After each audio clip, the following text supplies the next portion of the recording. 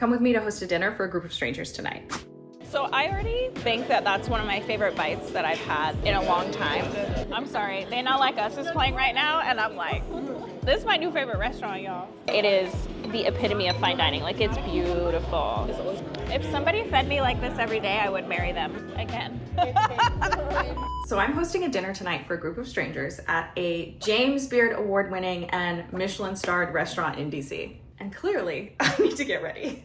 So while I pick out an outfit, let me explain this dinner. I want to look cute, but it's also fucking freezing outside, which leaves me limited options, but we'll figure it out. I am a full-time influencer and creator, and one of my income streams, the part of my job that I actually enjoy the most, and I wish I could just only do this, but it's not there yet as far as the size of the community, is my subscription community. I was gonna wear this dress to a different event on Saturday, but I think this is what I'm going with because it looks good if I wear it with tights, and I don't know, it just makes me feel sexy. So, dress, bra, I have to leave in like 20 minutes. So I've had a subscription community for about 4 years now. And one of the reasons why it's part of my business as an influencer and a part that I've invested so much in is because it provides predictable, sustainable income that lets me say no to brands who try to play my face or take advantage of me or just don't align with my values. And it allows me to support the small businesses that I'm visiting by paying for my goods, paying for my meals when I go in, which food in DC is expensive. And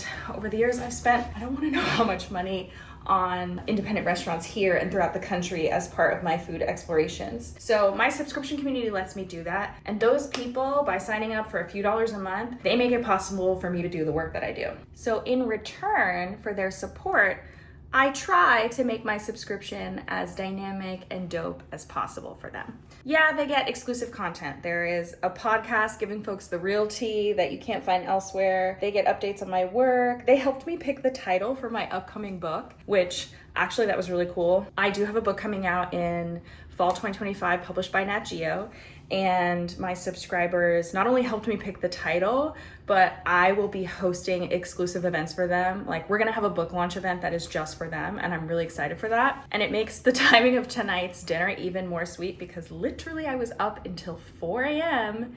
doing final layout edits on my book. I got to see what it's gonna look like when it's printed with the maps and the imagery, and we were just doing those final tweaks to get it ready. And so tonight feels like a cool way to gather with members from my subscription community, but also a really cool way to celebrate. I think these shoes are my only option. I wish I had a pair of knee-high boots, but I don't. In addition to sneak peeks, behind the scenes exclusive content, I also try to make my community really a community. I host group trips, and for those group trips, paid subscribers in the community, they always get first shot.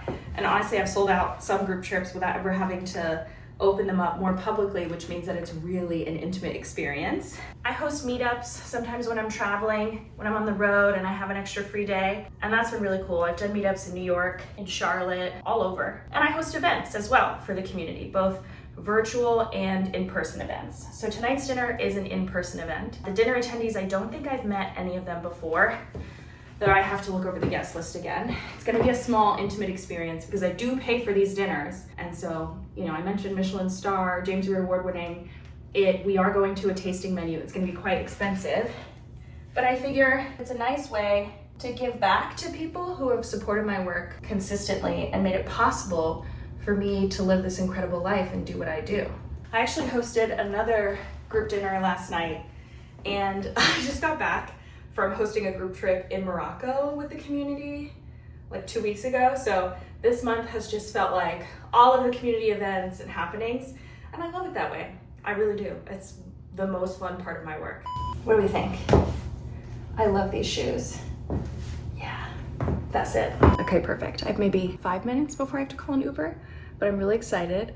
I always prepare a few icebreaker questions. I love a deep question to just skip the small talk, like, what's bringing you joy lately? What are you proud of that you've done recently? When's the last time you tried something new? It really gets people talking and gets them to open up and be vulnerable, as long as you're also willing to be vulnerable. It's really beautiful. And I will link everything that I wore tonight in the description of this video as well. Okay, let's go for a tasting menu at Causa, which is an acclaimed Peruvian restaurant here. And I'm taking you with me. Okay, we made it. Guys, follow me through here. Oh, this like floral water on this napkin smells amazing. Just a little refreshing moment. My one question before we just like eat until our heart's content is everyone okay with being on camera? Yes. Okay, I'm like unreasonably excited. Cheers. Happy holidays. She said she flew to DC for this. You're not kidding, right? I live in Austin. What? So we're starting with a palate cleanser. This is a chicha morada kombucha, very lightly fermented.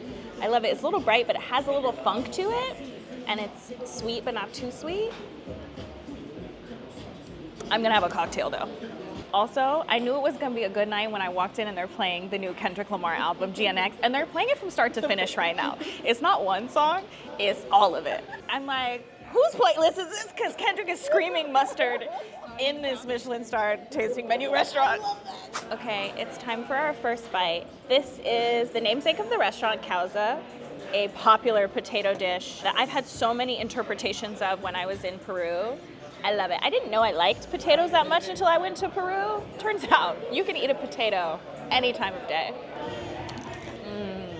I'm gonna make us do an intro. So name, I figured everybody at this dinner would be based here in the DMV, but not. So name. Yeah, true. Name, where you live, you, and then what you're looking forward to this holiday season. So I'll start. My name's Anella. I live here in DC. I moved back 6 months ago, which is crazy. I love being back. And things I'm looking forward to this holiday season. Let's see, I'm recording, so I'm gonna try and keep it PG.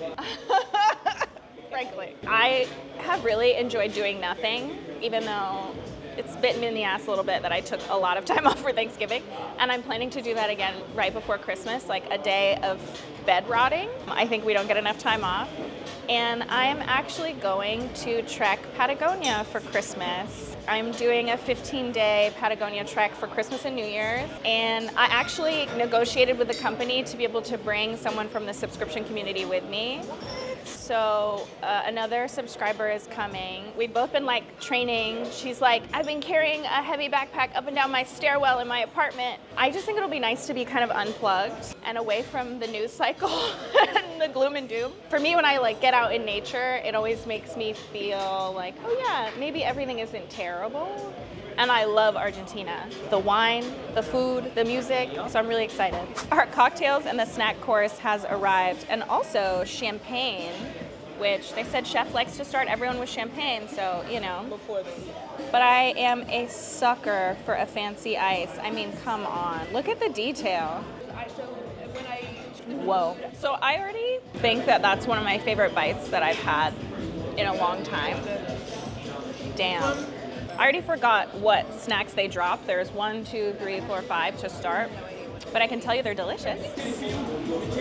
Blue bracelet liver. Moment of truth. This is an octopus olive tart, essentially. But everyone else said this was their favorite of the snack course, so it is phenomenal, yeah. Damn. The top is like, it's almost like olive foam. Yeah. And then I feel like there's pieces of octopus underneath. And then this like crispy tart shell. So I'm gonna read this so I get it right, okay? This restaurant focuses on Nikkei cuisine, which originated when Japanese farmers began immigrating to Peru in the late 19th century to work on coastal plantations. They use Japanese culinary techniques with Peruvian ingredients, and now I feel like I've had Nikkei cuisine in Peru, but also all over the world, and I love it. Course 1 is a ceviche mixto, which she said refers to the fact that it's both a shellfish and a finfish in this ceviche. She said mix it up and have a bite. One thing about me, I love a long, indulgent meal. I feel like there's nothing in life like sitting down to eat and yap with a cocktail and some good food for like 4 hours. And then That's beautiful. Sauce is a little tart, a little acidic. Wow. I love that you went to Tabasco. Tabasco doesn't give enough love. Okay, this is the tiradito that we ordered. Gotta get some sauce. So far, I've loved every bite.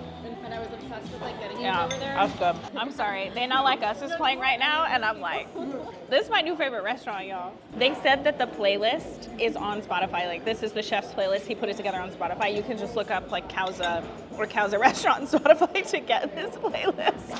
Moving on to cocktail number 2. I got the classic Pisco Sour, but look, So that look at the top. and I can't I for the love life of me, it I so can't remember. much. So Pisco is a great This was brandy. when I was in high school. Ooh. Next course. So before we get into this next course, which she just dropped, Pisco Sours. This is the national drink of Peru. Pisco is a grape brandy. There is egg white. It is refreshing. I every time I go to Peru, I'm like, I'm just gonna drink Pisco Sours the whole time. Can't go wrong. Okinawa sweet potato, and then there is a cream sauce that has confit garlic, truffle. Should be really savory and rich, I think, for this course. Okay, let's see. This Okinawan sweet potato course. Sweet potato's a little rich, and then creamy, garlicky, salty sauce Just I have not talked enough about with a little truffle to add some depth. That's a bite. Oh. Black garlic tuile. Do y'all remember anything he said about this fish? He talks so fast. So it's blackened miso, crispy skin, or blackened cod. Lots of Blackened cod, miso, crispy skin, black garlic tuile, and sunchoke on the bottom. 3 different ways. I'm so excited for this course. This course feels very Japanese to me. We have a rice course. He said the rice should be a little bit sticky, a little bit sweet, a cured scallop. There is seaweed. We crunch the top. To me, like, this kind of bowl just feels very approachable and homey, even though it is the epitome of fine dining. Like, it's beautiful. All the textures.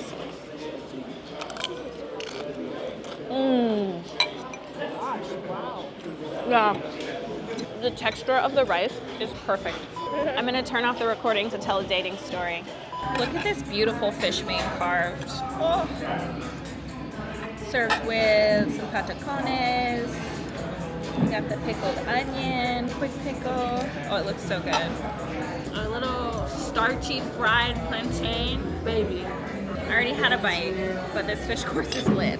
We added this on. This isn't part of the tasting menu, but you could choose a fish from their little fish market to add on. We got the sea bream prepared with a cold and hot preparation.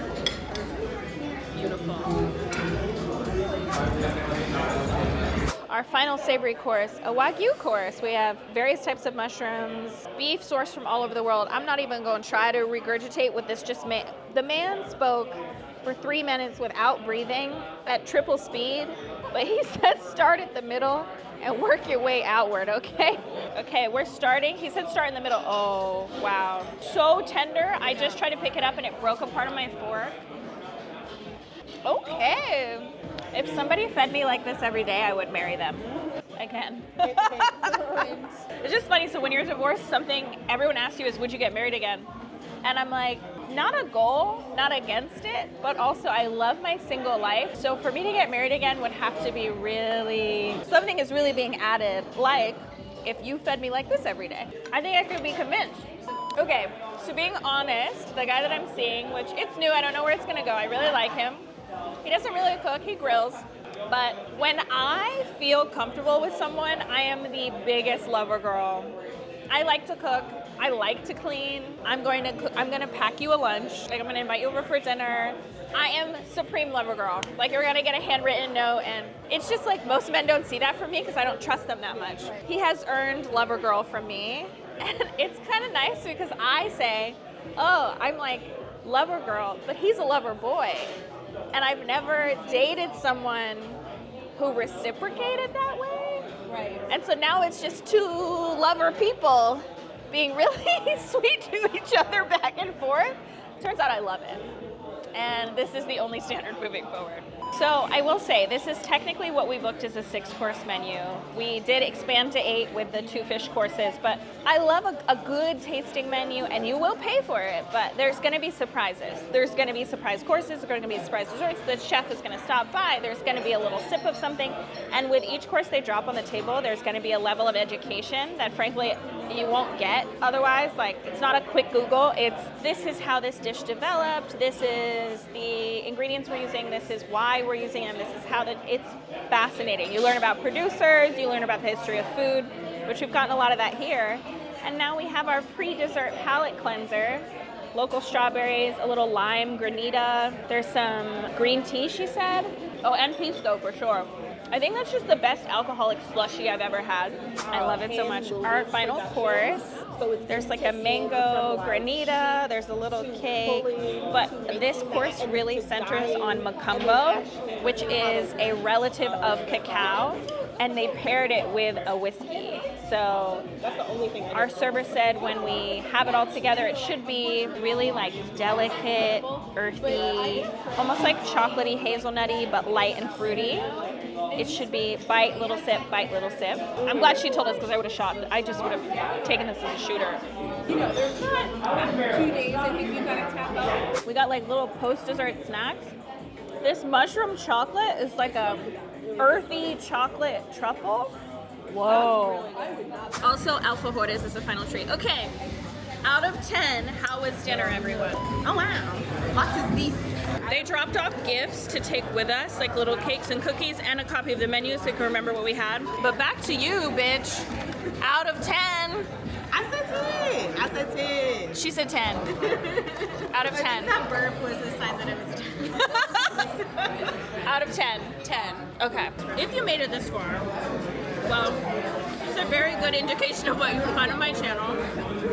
We're having quite a few drinks, we're eating good food, we're exploring new things, and we're doing it together.